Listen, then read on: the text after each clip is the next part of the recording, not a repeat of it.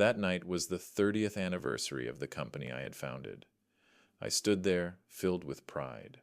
But from a corner, I overheard the conversation that changed everything between my daughter and my son-in-law. "Wesley, you have to be patient," my daughter whispered, annoyed. "Dad just signed a big contract. He's on top." "On top?" my son-in-law replied with cold contempt. "Catherine, he's clinging to the top. His laughter tonight was too loud, too bright. It was the sound of someone trying to cover up a deep crack in the foundation. I guess 99% of you will hear this. Sigh and scroll past, not clicking like or subscribe. Even if it only takes a second. What time is it for you? And where are you listening?"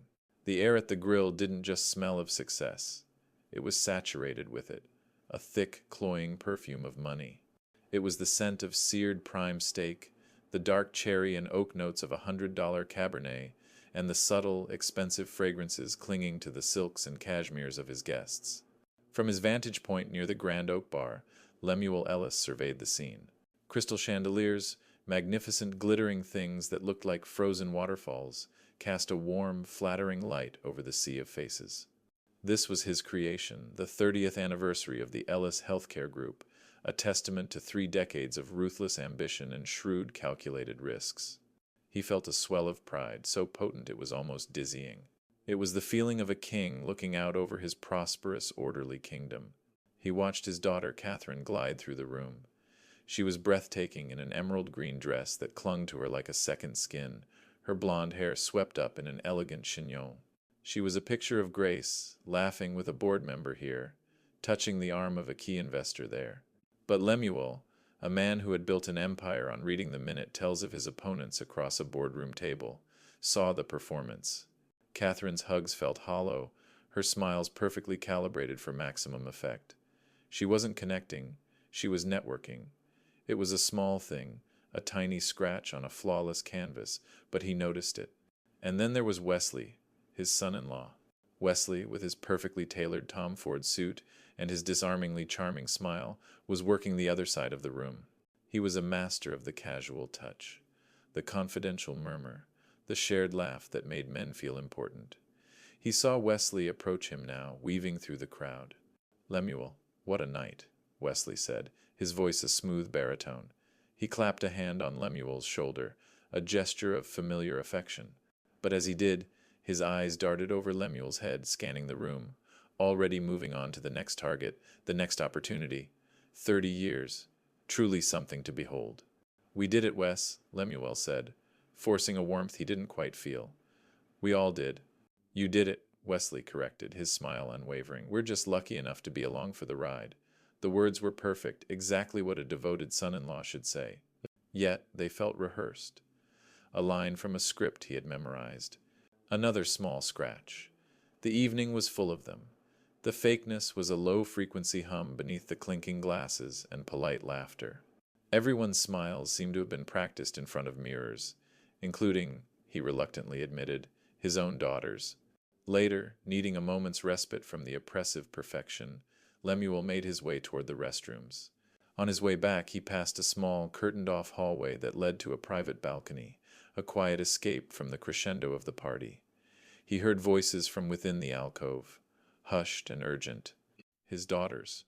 "Wesley, you have to be patient." Catherine's voice was a sharp, annoyed whisper, stripped of its party glamour. "Dad just signed the Carmichael deal. He's on top of his game." Lemuel froze, his hand still on the heavy velvet curtain. He felt a sudden, icy stillness creep into his veins. Wesley's reply was a low, sarcastic drawl, dripping with a contempt that was far more shocking than any shouting could have been. "On top? Catherine, he's clinging to the top. Look at them." He must have gestured back toward the banquet hall. "All these people, they've come here to honor the past, not the future. His laugh is a little too loud tonight, a little too bright. It's the sound of someone trying to cover up a deep crack in the foundation." A cold dread washed over Lemuel. He felt his breath catch in his chest.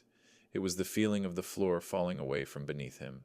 Catherine sighed, a sound of weary frustration. "I know, but your legal options might be too risky right now. We can't afford to lose the board's good graces." "Not yet." Legal options. The phrase hung in the air, a time bomb ticking softly in the quiet hallway. What legal options? How serious were they? The shock was so profound, so absolute, that it was almost silent. It wasn't just that they were plotting. He was a businessman. He understood ambition. He understood the hunger for power. He had lived it his entire life. No, the shock was the sheer viciousness of it, the casual, dismissive cruelty in Wesley's tone, clinging to the top, a deep crack in the foundation. It was a psychological assassination, delivered in a whisper. For a long moment, Lemuel stood there, hidden by the curtain, his world tilting on its axis. Pride, the warm, glowing core of his evening, had been extinguished, replaced by a cold, hard knot in his stomach. The king in his castle had just overheard the treason of his most trusted courtiers. His own blood. Any other man might have stormed in, confronted them, the betrayal erupting in a blaze of fury. But Lemuel was not any other man. He was a chess player. In business, you never show your cards when you only know half the truth. In family, he was beginning to realize perhaps the rule was even more severe.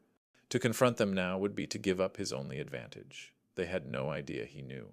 It would only make them more careful, drive their plotting deeper underground. He took a slow, deliberate breath, composing his features into a mask of benign paternalism.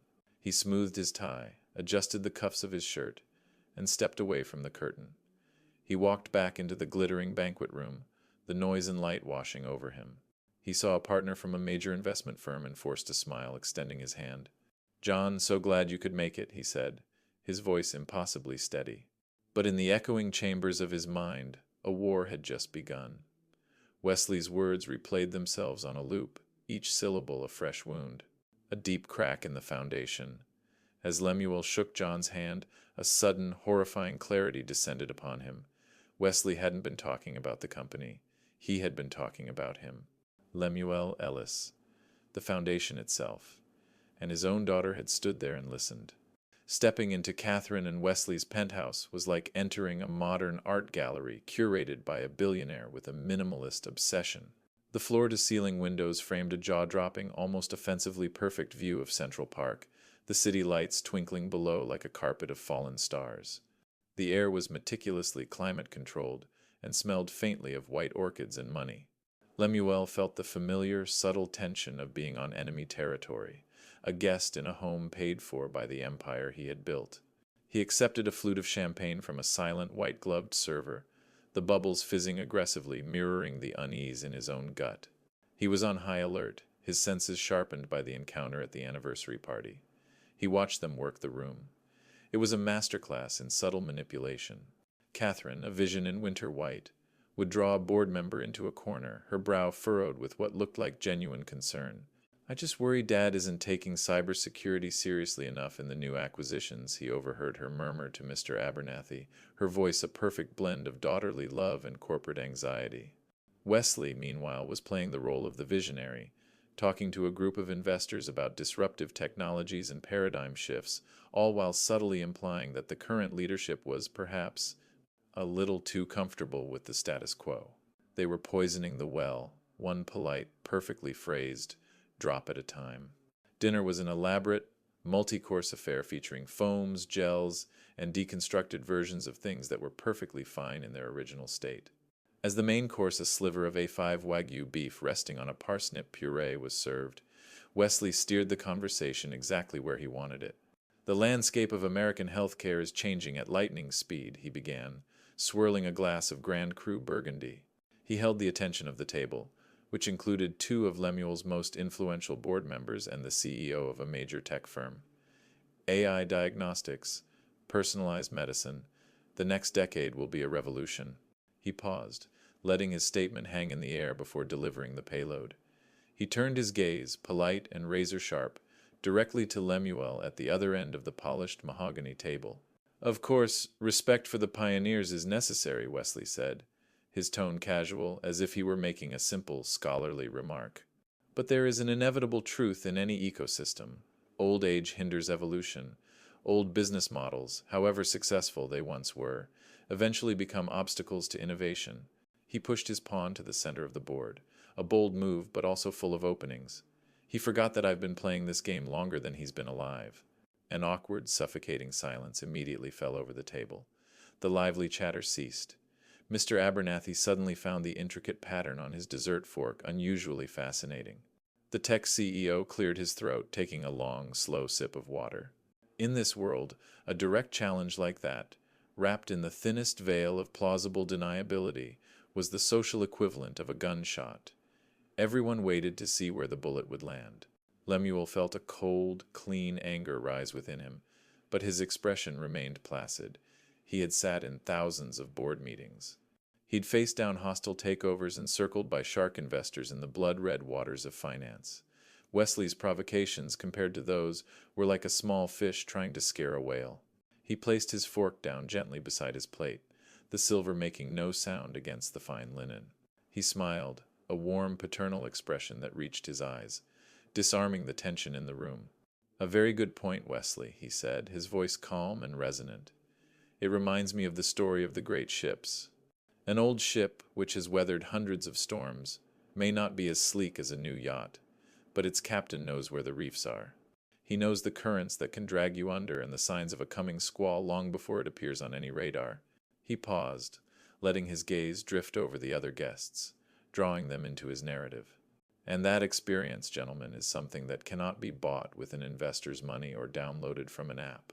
The collective breath held by the table was released. Abernathy nodded emphatically.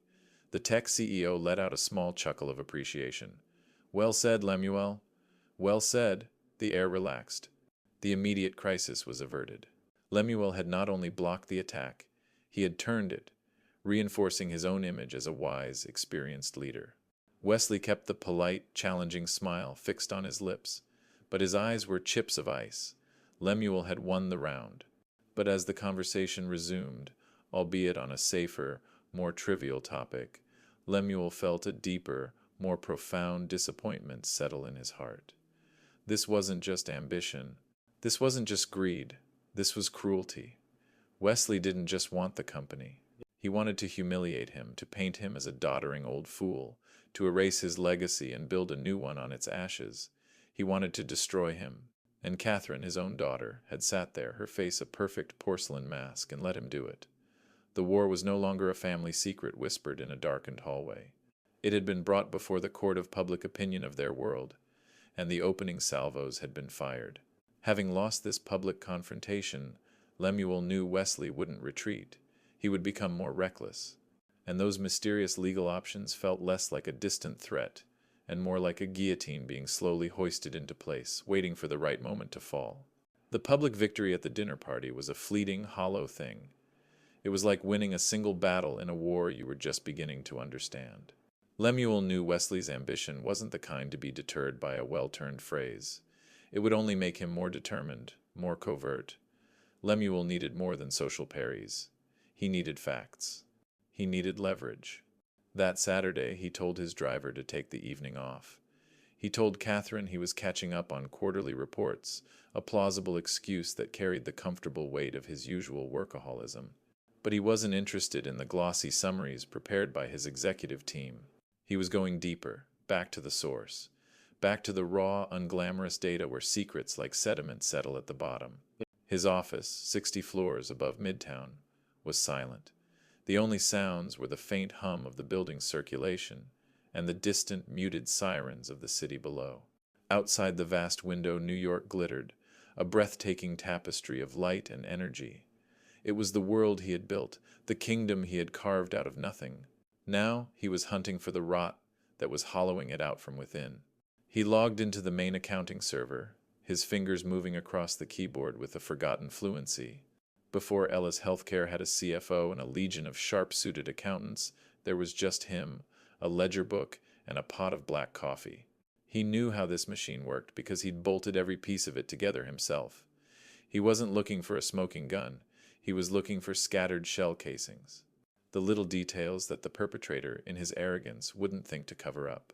He bypassed the consolidated reports and went straight to the vendor payment ledgers, filtering by a single criterion. Sole approver, Wesley Chambers. For the first hour, there was nothing. Payments to known suppliers, law firms, marketing agencies, all legitimate, all expected. A knot of frustration began to tighten in his stomach. Was he wrong? Was he letting his suspicions run wild, seeing ghosts in the machine? And then he saw it. An unfamiliar name, Med Supply Solutions. It wasn't a large payment, $9,850. The invoice description was purposefully vague. Operations Consulting. It was a common enough entry, but something about it felt wrong. He searched the name again, this time across the entire fiscal year. There it was, a pattern, a new payment to Med Supply Solutions every month, like clockwork. The amounts varied slightly, $9,900, $9,750, $9,950, but they all had one thing in common. They were always, just under the $10,000 threshold that required a second executive signature for approval, and every single one had been signed off by one person, Wesley. A chill, stark and unpleasant, crept up Lemuel's spine. This was it. This was the crack. It wasn't an accounting error. It was a system, a sophisticated, deliberately designed siphon built to drain money from his company in increments small enough to fly under the radar. He leaned back in his leather chair, the numbers on the screen glowing in the dark room, and an image flooded his mind, unbidden and painfully clear. It was from a few months ago, standing in the newly renovated kitchen of his daughter's penthouse. Sunlight streamed in, glinting off the vast, single-slab Carrara marble island. He remembered running his hand over its cool, smooth surface. It had cost more than the first house he'd ever bought. He'd given them a generous portion of his own annual bonus to help pay for the renovations. "It's perfect, Daddy," Catherine had sighed, wrapping her arms around him in one of those hollow, performative hugs. Finally, a space that's all our own. Now, looking at the glowing numbers on the screen, a nauseating calculation began to form in his mind. The monthly payments to this phantom company, his daughter's extravagant lifestyle, which always seemed to exceed even Wesley's generous salary. He wondered if his bonus had really been enough. Or did their perfect life need a little extra supply chain optimization from Wesley to make it a reality? This wasn't just a crime against the company. It was a crime against him. They were using his own money, the lifeblood of his legacy, to fund their lives while simultaneously plotting his professional demise. The betrayal was so intimate, so profoundly personal, it took his breath away. The sadness that had haunted him for weeks, the grief of a father watching his daughter drift away, was cauterized in that moment, replaced by a simmering, ice-cold contempt. He was no longer a pained father wounded by a betrayal of love. He was a founder, a creator, watching his life's work being defiled by common thieves who happened to share his bloodline. He slowly, deliberately, closed the laptop. The case was no longer just about suspicion and psychological warfare. He now held the first piece of tangible evidence, the first thread. He knew if he pulled on it, he would begin to unravel Wesley's entire scheme. The questions now were, who was on the other end of that invisible string? What was Med Supply Solutions? And now that he had this weapon, how was he going to use it? This was no longer a family drama. It was a hunt. The week after his late-night discovery was a masterclass in deception. Lemuel moved through board meetings and family dinners with a placid, almost benevolent calm. He listened to Wesley's confident pronouncements on market trends. He accepted Catherine's kisses on his cheek, all while the knowledge of their treachery sat like a cold, heavy stone in his gut. He was gathering his thoughts, marshaling his resources, waiting for his opponent's next move. He didn't have to wait long. The call was scheduled for Tuesday morning. A routine video conference with Gerald Thompson, the CEO of MetLife, one of Ellis Healthcare's largest insurance partners. Gerald was more than a partner. He was a friend, a man Lemuel had played golf with for 20 years, a contemporary who understood the wars they had both fought to build their respective empires. Lemuel sat in his home office, an elegant, quiet space lined with oak bookshelves filled with leather-bound first editions and industry awards. The screen flickered to life, showing Gerald in his own corporate corner office, the familiar skyline of Hartford visible behind him. They started with the usual pleasantries, the market's volatility, the abysmal season the Knicks were having, their children. The conversation was easy, the familiar rhythm of two men who had known each other for decades. So, about the Phoenix expansion, Lemuel began, pulling up the relevant file on his screen. I think if we can leverage our existing network. He was halfway through his point when he noticed Gerald's focus had drifted. He was looking at Lemuel, but his expression was troubled, his usual sharp attention clouded with a hesitant worry. Lemuel, Gerald cut in, his voice losing its professional crispness. He leaned closer to his camera, lowering his tone as if they might be overheard. Listen, I don't want to interfere in internal matters, but I have to ask. I got a call from Wesley yesterday. Lemuel kept his face a perfect, neutral mask, but a cold alarm bell began to ring in his mind. Oh? Gerald looked deeply uncomfortable. Yeah, he seemed very concerned about you, about your health. There it was, the next move in the game. Lemuel felt a chilling, crystalline anger begin to form, sharp and clear. My health? I feel pretty good, Gerald. Just had a checkup last week. My doctor's thrilled with me. Oh, really? Gerald looked genuinely relieved, but also more confused. It's just the way he put it. He was so subtle, you know. He played the part of the worried son-in-law to a T, said you've been forgetful lately, a bit erratic in some of your decision-making. Gerald winced as he relayed the words. He talked about wanting to protect your legacy and worrying about your health more than anything else. He hinted that the board was considering a smooth transition plan to protect the company's stability. I just wanted to hear it from you, Lemuel, because frankly, this kind of talk affects our long-term contracts. The curtain didn't just fall, it was ripped from its rails. The vague, menacing phrase legal options slammed into Lemuel's mind with the force of a physical blow. This was it. This was their endgame. It wasn't just about a hostile takeover. It was about his capacity. They were going to try and have him declared mentally incompetent, a frail, confused old man who needed to be put out to pasture for his own good and for the good of the company. He didn't just want my chair. He wanted to erase my existence. He was trying to declare me intellectually dead long before he could kill me in the boardroom. Lemuel forced a small, dry laugh. It was one of the most difficult performances of his life. Gerald, I appreciate your candor more than you know. Wesley is ambitious, and sometimes his concern can be a little overzealous. Rest assured, I'm not going anywhere, and neither is our Phoenix expansion. Now, let's talk numbers. He spent the next 15 minutes walking Gerald through the projections with unflinching precision, his mind sharper and clearer than it had been in years. He was demonstrating, not just telling, that he was in complete command. By the end of the call, Gerald was mollified, the conversation back on its familiar professional footing. But the moment he clicked end meeting, the facade crumbled. Lemuel sat back in his chair, the silence of the room pressing in on him. The view of Central Park from his window, usually a source of pride, seemed to mock him. The sheer, breathtaking cruelty of Wesley's plan was almost elegant in its viciousness. It was no longer about money or power. It was about annihilation. His last shred of hesitation, the final, foolish flicker of hope that something could be salvaged with his daughter, vanished. This was no longer a family dispute. This was a fight for his life, his legacy, his very identity. He was no longer a father dealing with a wayward child. He was a king facing a traitor who wanted not just his crown, but his head. He picked up his phone, his movements precise and deliberate. He didn't call his lawyer. Not yet. He scrolled through his contacts to a name he trusted implicitly, a person whose loyalty was absolute. Sandra Chen answered on the second ring. Lemuel? Sandra, he said, his voice low, steady, and devoid of all warmth. It was the voice he used when he was about to close a deal or gut a failing division. I need your help with something. It requires absolute discretion. The call came on a Thursday morning, just as Lemuel was reviewing the preliminary report Sandra had compiled on Med Supply Solutions. The shell company was registered to a PO, box in Delaware, a classic dead end. But Sandra was already digging deeper, tracing the digital breadcrumbs. They were close, and then his phone rang, Catherine's face flashing on the screen.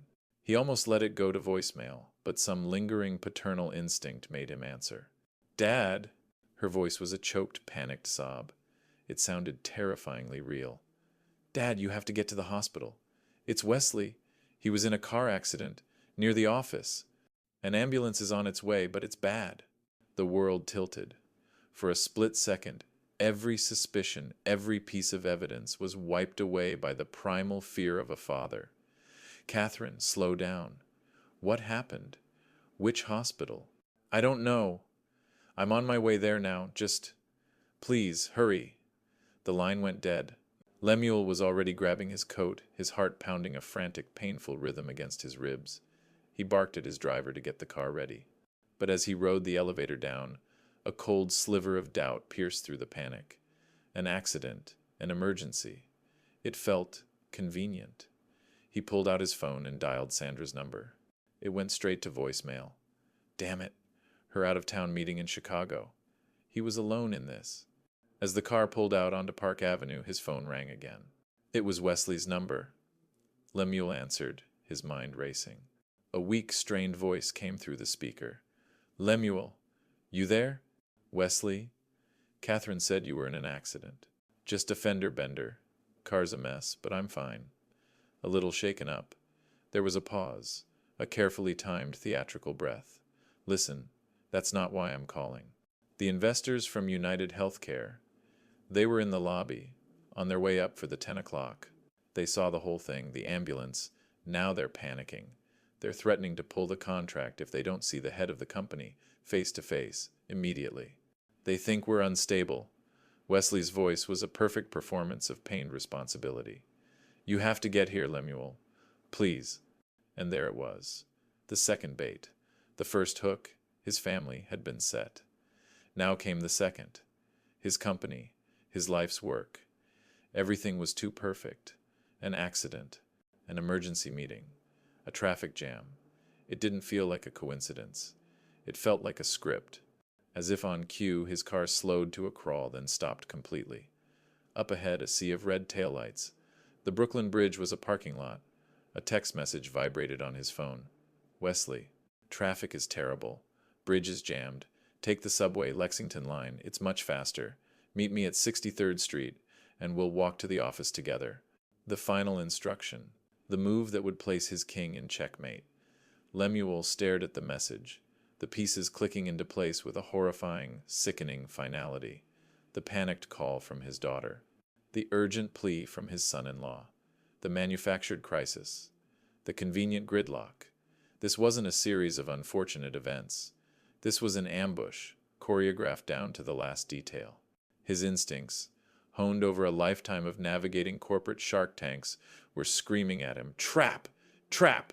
Trap!" But he went anyway.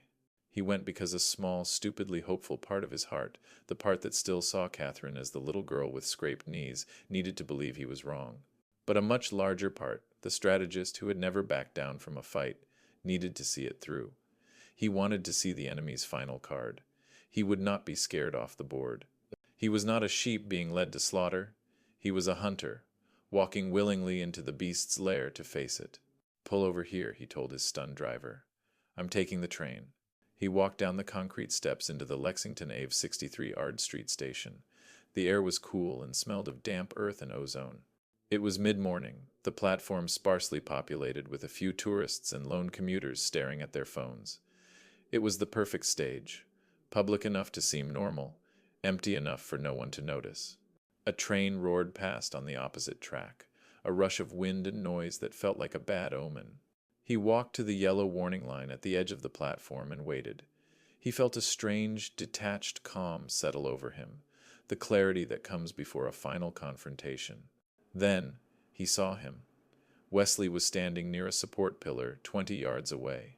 He wasn't pale or shaken. He wasn't favoring a leg or nursing a bruised rib. He was perfectly still, watching Lemuel with an unnerving intensity.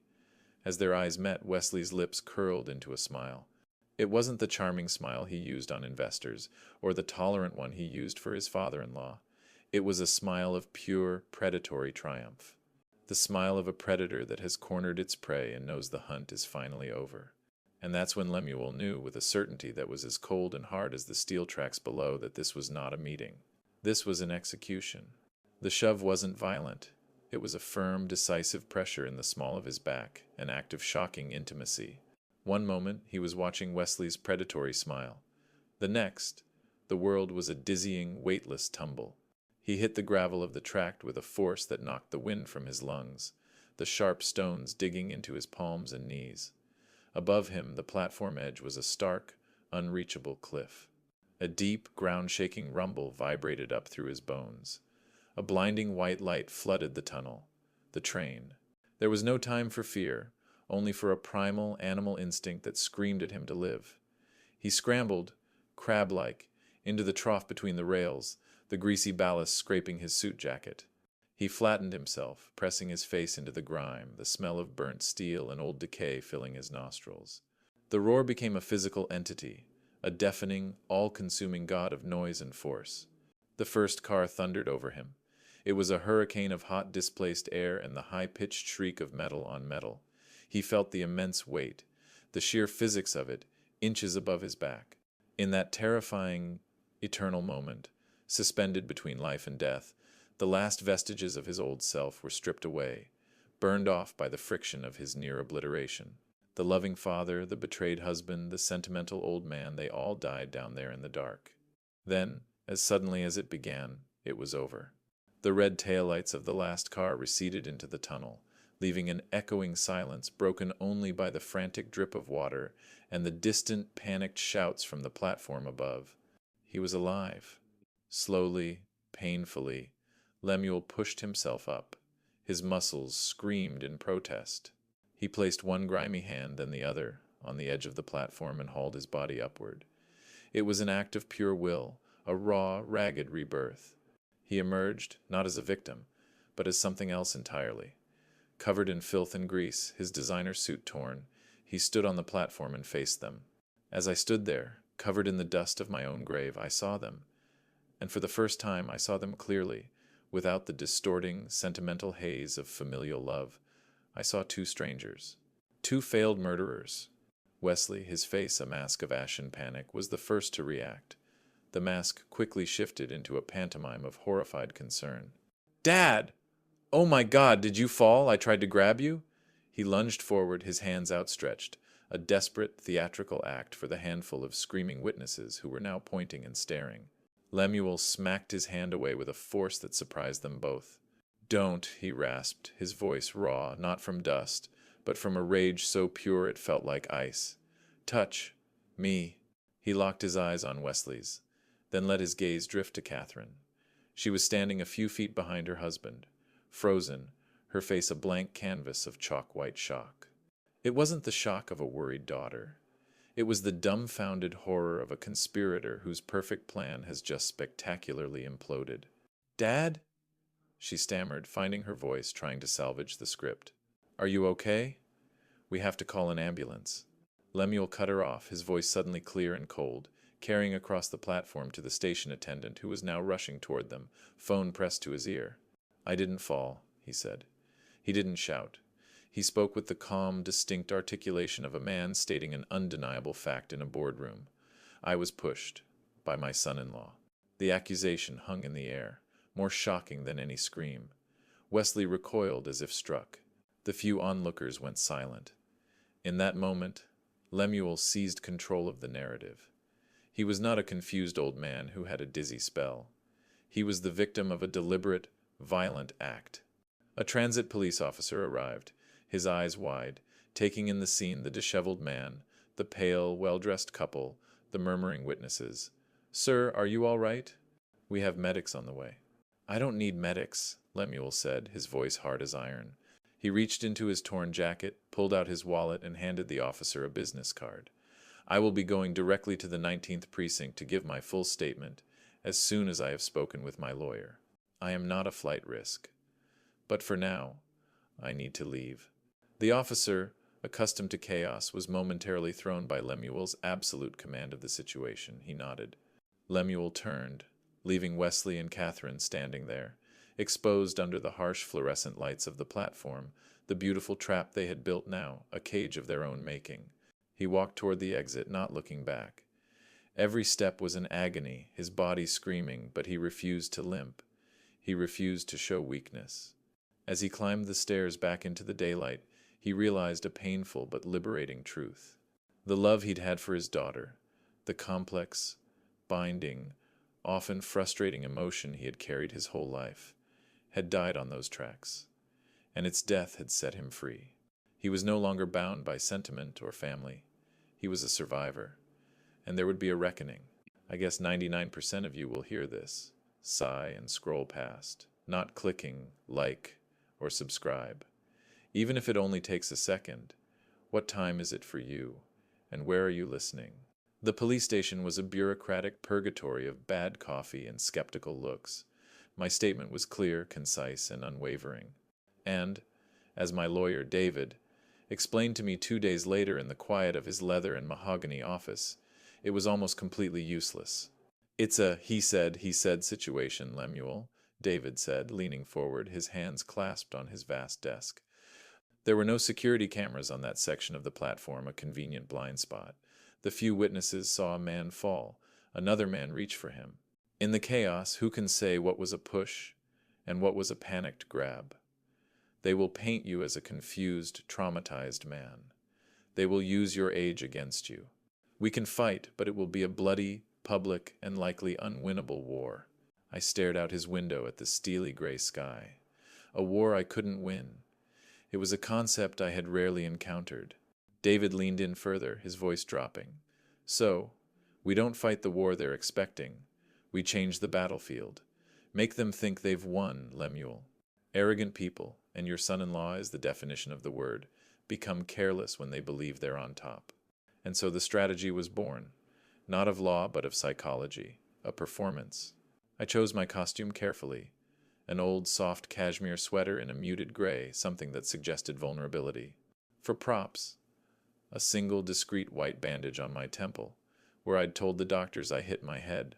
I practiced my expression in the mirror, not anger, not fear, but a deep, weary sadness, a profound confusion. It was to be the performance of a lifetime, and my audience was only 2 people. They arrived at my townhouse that afternoon. Catherine had filled the living room with enormous funereal arrangements of white lilies and roses, a perfect prop for her role as the grieving, devoted daughter. The air was thick with their cloying scent. She knelt beside my armchair, her face a carefully constructed mask of anguish, her eyes glistening with unshed tears. "Dad, I'm so sorry. I don't know what happened. I was so scared. Your statement at the station, you were in shock, weren't you? You can't possibly remember it clearly." She was coaching me, feeding me the lines she needed me to believe. Wesley stood at a respectful distance by the fireplace, the picture of pained solemnity. "Lemuel," he said, his voice laced with synthetic remorse, "we'll do anything. If you believe I pushed you, even in some panicked, confused moment, then I'm prepared to accept the consequences. I swear to you, I only ever wanted to help." The sheer audacity of it was breathtaking. I turned my gaze slowly from him, letting it rest on the window, on a world that suddenly felt fragile and distant. I let the silence hang in the air, a tool I'd used in 1,000 negotiations. Let them fill it with their own anxiety. Finally I spoke, my voice a tired, broken thing. "My lawyer, David, he said the case is weak, my word against yours." I sighed, a rattling, hollow sound. "I've been thinking, lying awake these past 2 nights. Maybe in the panic I got it wrong. Maybe I did slip. I looked at Catherine, my daughter, my would-be accomplice to murder. I don't want our family to be torn apart in a courtroom. I don't want to lose my only daughter." I held out a slightly trembling hand, not to Wesley, but directly and only to her. It was a deliberate choice, a tiny crack sewn in their united front. "I forgive you, my daughter. But I'm not so sure about him." She seized my hand, her real tears of relief now flowing freely, mistaking my strategy for surrender. She sobbed into my palm while Wesley watched, a flicker of suspicion in his eyes quickly extinguished by the warm glow of his own burgeoning triumph. He didn't believe my words. Not entirely. But he believed in the weakness he thought he saw in me. And in the end, that had the exact same effect. They stayed for another 20 minutes, fussing over me, promising to take care of everything before finally departing, wrapped in the comfortable cloak of their victory. The moment the front door clicked shut, the performance was over. The broken old man in the chair vanished. I sat up straight, the weariness evaporating, replaced by a cold, energizing clarity. To catch a monster, sometimes you have to pretend to be a sheep. The disgust I felt for the role I'd just played was eclipsed by the necessity of the hunt. I picked up my phone. The first call was to a discreet firm on Wall Street, the best forensic accountants money could buy. I want you to conduct a full audit of the Ellis Healthcare Group's vendor accounts for the last 3 years, I instructed. I want to know everything about a company called Med Supply Solutions. The second call was to Sandra Chen. Sandra, I said, my voice crisp and clear, I need you to initiate a deep dive data retrieval. I want copies of every email, every calendar invite, every document request that has come from Wesley Chambers' office for the past year. Don't block anything. Don't raise any flags. Just watch and copy everything to a secure server only you and I can access. They think I'm asleep. I want to know exactly what they're doing while I'm recovering. The weeks that followed the forgiveness play were a masterclass in quiet duplicity. On the surface, a fragile peace settled. I went back to the office, moving a little slower, affecting a slight limp that was pure theater. I allowed Catherine to fuss over me, to schedule my lunches and screen my calls, her guilt manifesting as a smothering, cloying attentiveness. Wesley, meanwhile, was a portrait of magnanimous relief. He was solicitous, respectful, and ever so slightly condescending, treating me like a revered but fragile relic he was dutifully preserving. He and Catherine believed they were safe, that their gambit on the subway platform had failed in its primary objective but succeeded in its secondary one. It had broken me, rendering me a docile, manageable figurehead. Their arrogance was a shield that blinded them, and behind that shield my war was escalating. Every evening, Sandra Chen sent me a secure, encrypted file. It was a digital copy of Wesley's day, every email sent, every meeting scheduled, every document accessed. I saw him courting board members, promising them influential committee chairmanships in the new era of Ellis Healthcare. I saw him drafting memos outlining a corporate restructuring that would effectively sideline all of my loyal, long-term executives. He was dismantling my legacy brick by brick in broad daylight, confident that the old man in the corner office was too lost in his grief and confusion to notice. He didn't know I was watching every move, a ghost in his machine. He was building his own gallows, and I was quietly taking notes on its construction. Then, after nearly a month of agonizing silence, the call came. It was from Jennifer Brennan, the lead partner at the forensic accounting firm. "Mr. Ellis," she said, her voice devoid of any emotion, "we're ready. I think you should come in." The offices of Brennan and Associates were a world of muted grays and hushed efficiency. The conference room they led me to was sterile, overlooking a rain-swept Wall Street. The storm outside matched the one brewing inside me. On the gleaming mahogany table was a single, thick, spiral-bound report. It looked innocuous, but I knew it was a bomb. Jennifer Brennan was a woman in her late 40s with sharp, intelligent eyes and an air of someone who found comfort in the immutable certainty of numbers. She didn't waste time with pleasantries. "Mr. Ellis," she began, pushing a complex, color-coded diagram across the table. It looked like the tangled wiring of an impossibly complex circuit board. "What you suspected was correct, but the scale is significant. This is not petty theft. This is a meticulously constructed parallel business designed to siphon funds from your company." She tapped a box on the diagram labeled Med Supply Solutions.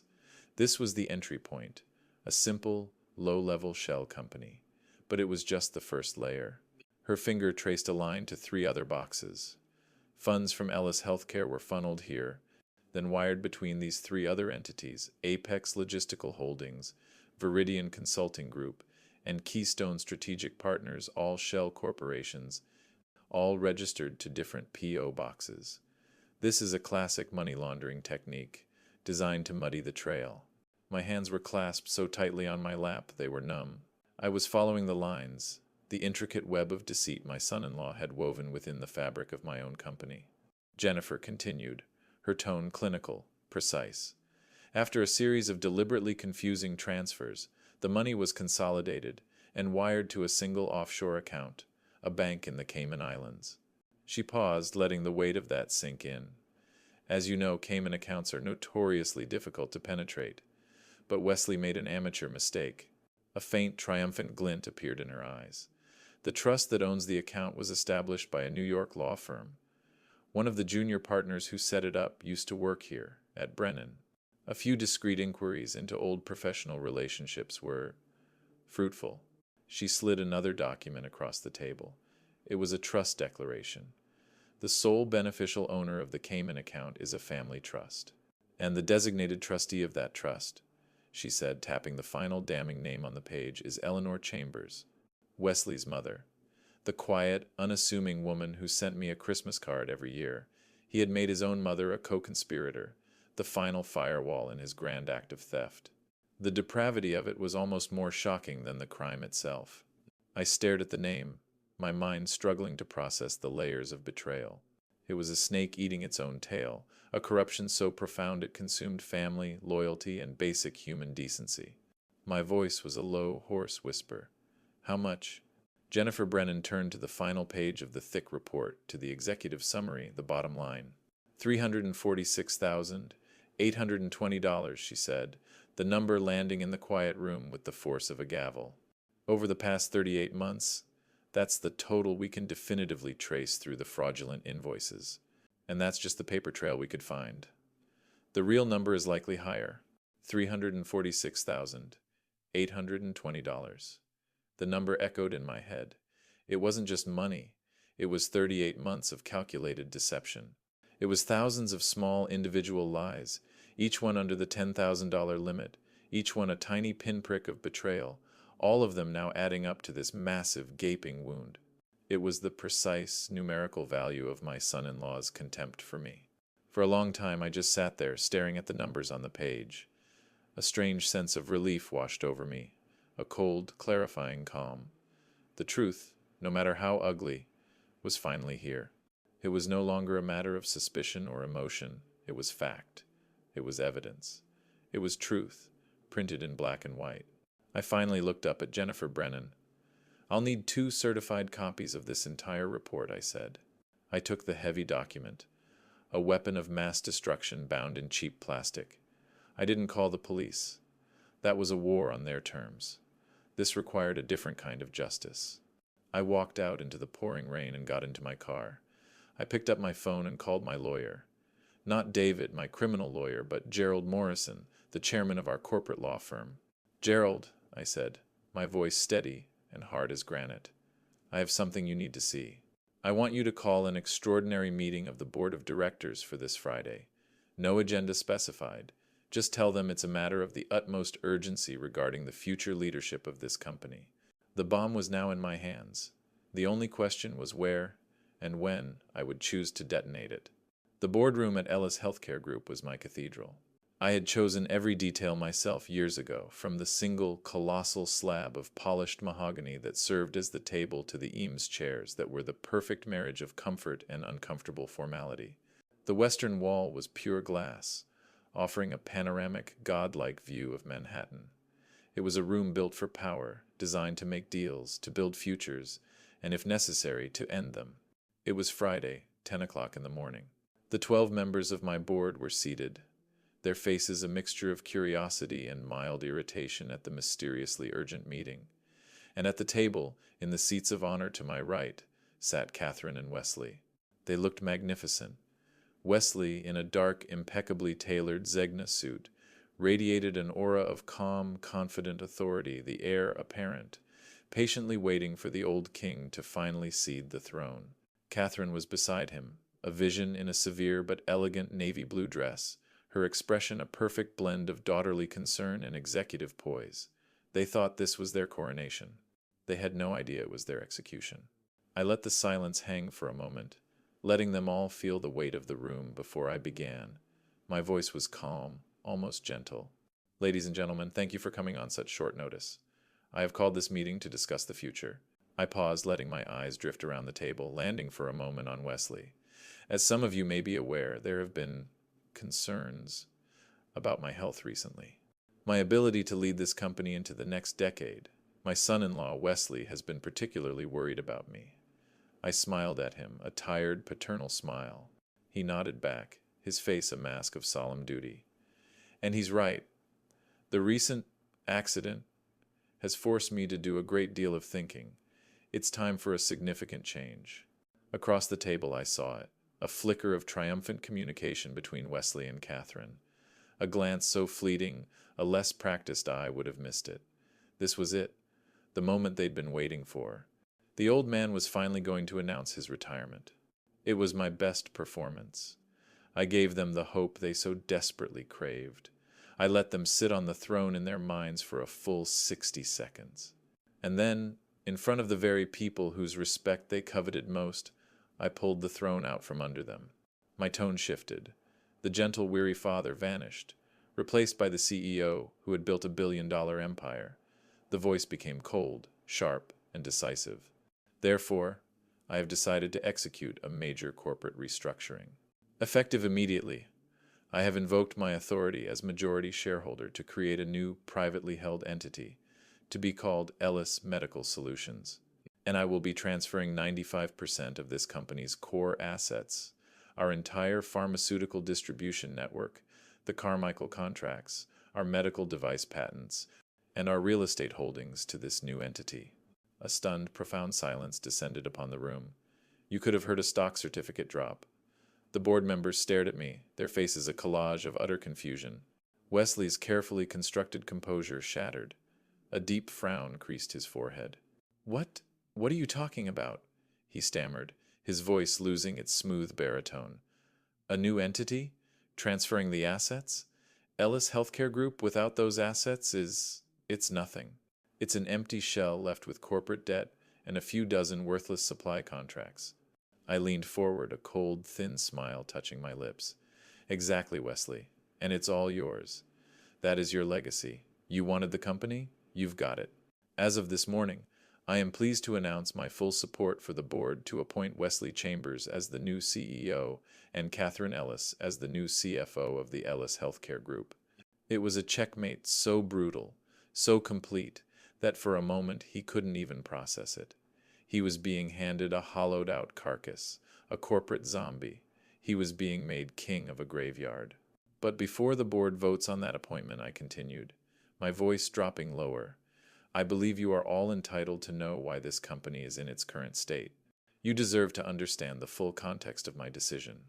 I gave a small, almost imperceptible nod to Gerald Morrison, my lawyer, who was sitting quietly against the wall. He stood up and began to walk around the table, placing a slim, bound document in front of each board member. It was a 10-page executive summary of the Brennan & Associates audit report. Wesley watched the documents being distributed, a dawning, panicked horror blooming on his face. He knew what was coming. I let them all open the folders. I let them read the first line on the first page, and then I delivered the killing blow. "Let's start," I said, my voice now a low, ominous whisper that cut through the silence, with a company called Med Supply Solutions. If the first announcement had been a shock, this was an explosion. I watched Wesley's face go from pale to a blotchy, mottled red. He shot to his feet. "This is an outrage. This is slander." "You have no proof." "Please, Wesley, sit down," I said, my tone dangerously calm. "Proof is exactly what I have. Page 3, ladies and gentlemen. You'll find a detailed flowchart of how operations consulting fees, all conveniently under the $10,000 single signature limit, were funneled from our accounts into Med Supply Solutions. Then, on page 4, you'll see how those funds were laundered through 3 other shell companies.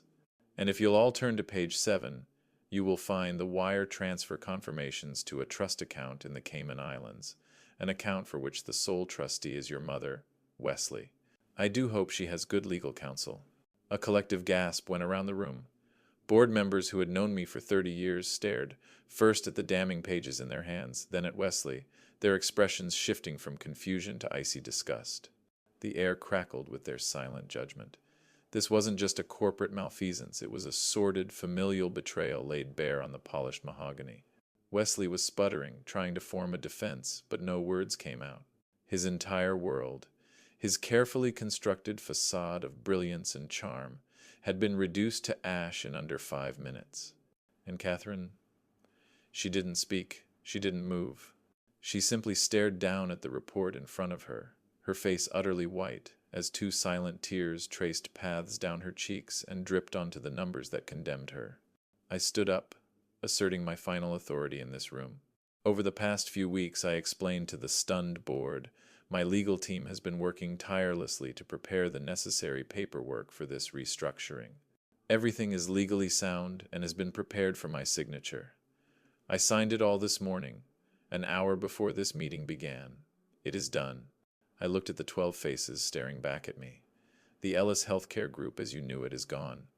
Its assets are secure under my personal control in the new entity. What is left is this hollow shell, poisoned by fraud. I will, of course, be submitting this full report to the district attorney's office this afternoon. But first, there is the matter of our new proposed leadership. I turned my gaze fully on Wesley and Catherine. I believe a motion is in order. Richard Abernathy, my oldest friend on the board, found his voice first. It was thick with fury. I move for the immediate termination, for cause, of Wesley Chambers and Catherine Ellis from any and all positions within this company and any of its subsidiaries. Seconded, came a sharp chorus of voices around the table. All in favor? I asked. A mere formality. A forest of 12 hands shot into the air. The motion carries. Unanimously. I looked at Wesley and Catherine, two broken statues amidst the ruins of their ambition. Security will escort you from the building. Your things will be boxed up and sent to you. I felt no joy, no thrill of victory, just a vast, cold emptiness. I had won, I had saved my company, but I had lost my daughter long before this day. There is no satisfaction in such a victory, only necessity. It was like amputating a gangrenous limb to save the rest of the body. The act is brutal, painful, and leaves you forever changed, but you do it to survive. I guess 99% of you will hear this, sigh, and scroll past, not clicking like or subscribe. Even if it only takes a second, what time is it for you, and where are you listening? 1 year later, the rain was falling again. But this time, I watched it from a different window. The offices of Ellis Medical Solutions were leaner, brighter, and more alive than the opulent mausoleum I had left behind. Glass and light had replaced dark wood and heavy drapery. There was a low, energetic hum in the air, the sound of innovation, of a company with a future, not just a past. We had just broken ground on a new research wing, a gleaming testament to the company's explosive growth, a structure rising from the ashes of the old one. The carcass of the Ellis Healthcare Group had been picked clean by its creditors and officially dissolved 6 months ago, a footnote in the financial pages. My new company, my real legacy, was thriving. The legal storm that followed the board meeting had been swift and brutal. My audit report, handed to the U.S. Attorney's Office, was an executioner's blade. The FBI unraveled Wesley's network of shell companies with chilling efficiency. Wesley, arrogant and deluded to the very end, fought it. He hired a team of high-priced lawyers who tried to paint the entire affair as a family squabble, a misunderstanding between an aging patriarch and his forward-thinking successor. But numbers don't have emotions. Numbers don't lie. He was convicted on 6 counts of wire fraud and conspiracy to commit money laundering. He was sentenced to 4 years in a low-security federal correctional institution in Pennsylvania. Catherine, in a final, predictable act of self-preservation, turned on him. She took a plea deal, providing the prosecution with emails and conversations that buried her husband in exchange for her own freedom. She received 2 years of probation, a crippling fine that wiped out her remaining assets, and 500 hours of community service. Her name, once a pillar of Manhattan's elite social scene, was now toxic. She was a pariah, a ghost haunting the galas she once ruled. Justice had been served, not by a fist, but by the cold, impartial machinery of the law. I hadn't spoken to her since that day in the boardroom. Not a word. I had moved on, focusing my energy on the rebuild. There is a certain peace in construction, in creating something new from a cleared foundation. I was working, I was building, and for the first time in a long time I was content. Then, on a quiet Tuesday afternoon, my private line rang. It was an unfamiliar number with a local area code. Some instinct made me answer. A voice, thin and hesitant, came through the receiver. It was a voice I recognized, but it was stripped of all its former music, its confident, lilting cadence. All that was left was a raw, weary husk. "Dad?" It was Catherine. I said nothing. I simply stood and walked to the window, looking down at the city below, a city that had been the backdrop for our entire shared history. "Dad, She started, her voice cracking. "I'm calling to say, Wesley, he's being released next month, on parole." "I know," I said. My tone was flat, neutral, the voice of a man confirming a delivery time. I I just wanted to know," she stammered, the words catching in her throat. "I just wanted to ask if there was any chance for us." I watched the yellow cranes on the construction site across the street swing their long arms, lifting steel beams into the sky. "A chance for what, Catherine?" To start again," she pleaded. And now the tears came, the raw, ugly sobs of genuine despair. "I've paid for what I did.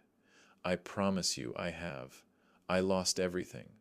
My friends, my home, my name. I work in a cafe in Queens, Dad. I serve coffee to people who will never know who I used to be. I just want my dad back." Her plea hung in the air between us, a ghost of a life that no longer existed. Was her remorse real? Perhaps. In the desolate landscape of her ruined life, she was likely sorry for many things. But some cracks, once made, cannot be mended. Some trust, once shattered, remains a pile of sharp-edged pieces forever. They say time heals all wounds. They're wrong. Time doesn't heal, it doesn't patch or mend. It simply scabs over the injury. And sometimes the only way to live with the scar is to never, ever touch it again. I took a slow, deep breath. There was no anger left in me, no hatred, only a profound and bottomless sadness for the man I used to be, the man who had a daughter he loved. "The father you wanted back died on the subway tracks that day, Catherine," I said, my voice quiet, not cruel, but imbued with the simple, immovable weight of a fact. "He was pushed, and he never climbed back up. The person you're talking to now is someone else, and that person, he doesn't have a daughter." A choked, strangled sound came from her end of the line. "Goodbye," I said. I ended the call. Then, with a calm, deliberate press of my thumb, I blocked the number. The connection was severed. The door was closed. I didn't feel a surge of victory. I didn't feel the bitter satisfaction of revenge. I felt quiet. A vast, quiet peace. The peace of a battle finally, truly over. The peace of a necessary amputation. I stood at the window for a long time, watching the rain wash the city clean. I watched the workers on the new building lay a foundation, strong and deep. The past was a ghost story, a cautionary tale. But the future was steel and glass, rising into the clear sky that always follows a storm. I turned from the window and walked back to my desk. There was work to be done,